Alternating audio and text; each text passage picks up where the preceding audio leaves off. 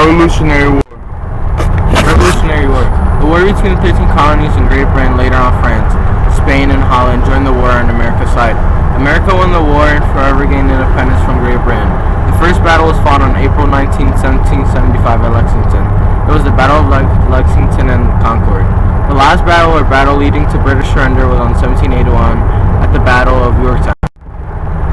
Before the war, Americans considered themselves British or loyal subjects to the crown until British started to tax and pass acts. Subject to Parliament control, but colonies ignored it. Split between loyalists and patriots, states were united to resist against the British. After the war, they called themselves Americans, owned their own independent government and country. Each states were not united and were running everything their own. They were all thinking in their own ways until the ratification of the Constitution. The loyalists who left America went to Canada or Britain. Nationalism was very high.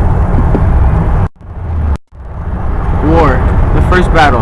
The Battle of Lexington and Concord, fought on April 19, 1775, kicked off the start of the war. Patriot leaders John Hancock and Samuel Adams had been collecting and storing up ammunition and muskets for rebellion. British troops were ordered to seize the Patriot leader and confiscate the ammunition.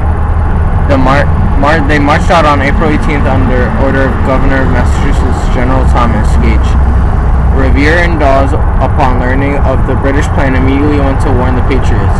Both of them went different ways. In the case, one was captured. The signal for the movement was determined by lanterns hung on Boston's Old North Church. Revere, however, was captured along the way. On April 19, 1775, at about 5 a.m., Major John Pitcairn arrived with 700 British soldiers at Lexington's Greenfields. He ordered the militia to disperse, and suddenly the shot heard around the world went off. It was fired from an undetermined side, and soon the whole plains was covered in smoke. After it cleared, 8 Americans were dead and 10 others wounded, while only 1 British soldier was injured. The result was American victory and the British retreat. Battle of Saratoga. This battle is very significant to the Americans. French saw that colonists had the potential to beat Britain in a war and declare war on Britain. The French began supporting Americans with financial credits. British was forced to divert attention to France. The word Saratoga is short for 2 battles. British invasion from Canada was coming south. The overconfident British Colonel John Burgoyne moved south at a very slow pace, giving the Continental Army time to regroup under Horatio Gates. Washington sent Benedict Arnold and Colonel Daniel Morgan to support him. Gates' military force was raised to 6,500. On September 19th, Burgoyne attacked it. The battle raged around a clearing on Freeman's Farm. Arnold leading the fight, pulled in fresh regiments until Gates called it off. With Burgoyne in possession of the ground, he waited in vain for reinforcements from New York. On October 7th, he attempted another assault. Arnold, ignoring Gates' orders, stayed inside during the fighting and captured key strong points, forcing the British to retreat to Saratoga. Surrounded by American militia, Burgoyne surrendered 10 days later. Battle of Yorktown. On September 29, 1781, George Washington, commanding 17,000 French and Continental troops, began the siege of Yorktown against British General Lord Charles Cornwallis and his contingent of 9,000 troops at Yorktown, Virginia. Washington had blocked Cornwallis' escape plan both by sea and by land. The French naval fleet blocked British escape by sea, while Marquis de Lafayette with 5,000 American troops blocked by land.